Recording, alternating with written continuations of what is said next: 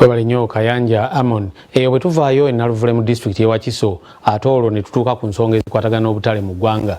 Ababusubuliramu n'abamu ku bakulembeze mu butale buno bagamba nti gavumenti yeesibiridde nnyo okuyisa etteeka ddala eriyinza okweddiza obutale buno ebuddukanye. Naye bano bagamba nti gavumenti eyinza okwereetera ebizibu ku nsonga z'obutale buno kubanga ebimu tebikutte na bwegendereza.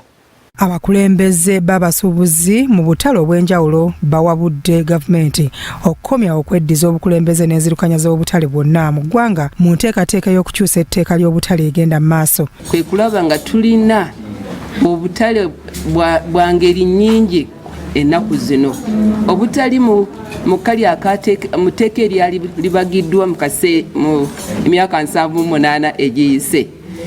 Ekyokugeza nti tuyina obutale bwogenda ku internet n'okuba n'oga nti bandeetere kino waka nina pate bandeetere bebyenjagala nga otudde mu njuyo ne bakola ne bakunoonyeza kyoyagala ne baleeta ku katale online.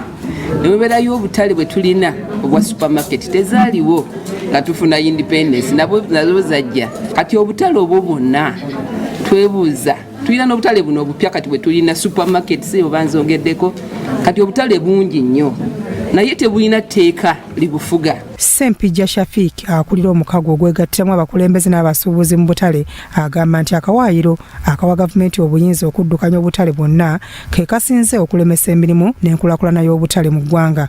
Ategeezezza nti wasaanidde okubeerawo obuyigiriza obuteekebwawo omuntu okukulembera akatale.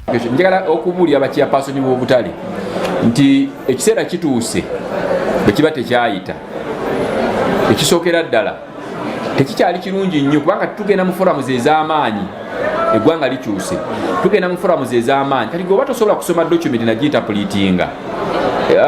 Nze nandirowoozeza nti okubeera chairpersoni w'akatale either nze sibagamba nti tebamanyi bamanyi baddeyo basome kubanga ne bobeera wa myaka 6 osobola okuddayo n'okola ki n'osoma.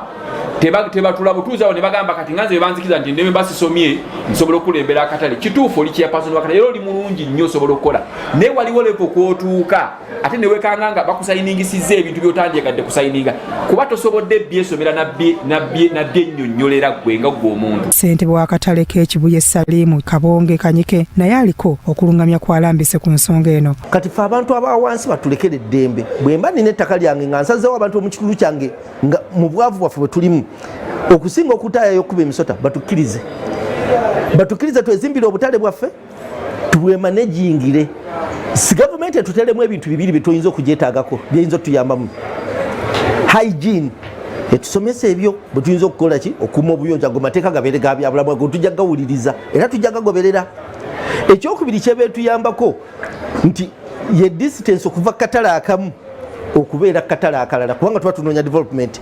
Bago ligamba nti gavumenti esigaze obuyinza okusoza sente mu butale nti obutale obutalibwa mu butataddewo nga gavumenti busobola kuba na buyinza bujjako sente bukana obutale obwa gavumenti obuliwo gavumenti eremereddwe okuvaayo okubeera very clear ku nsonga y'okujja sente ku bantu.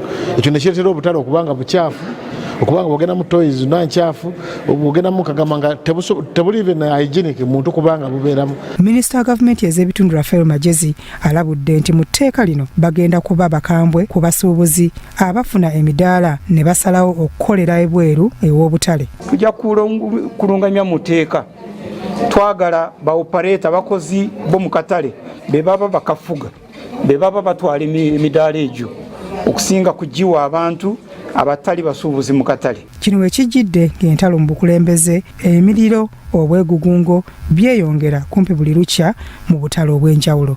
Bya Muhammad Wamala ne Eric Sebalamu, Crossroads TV Omunnyo.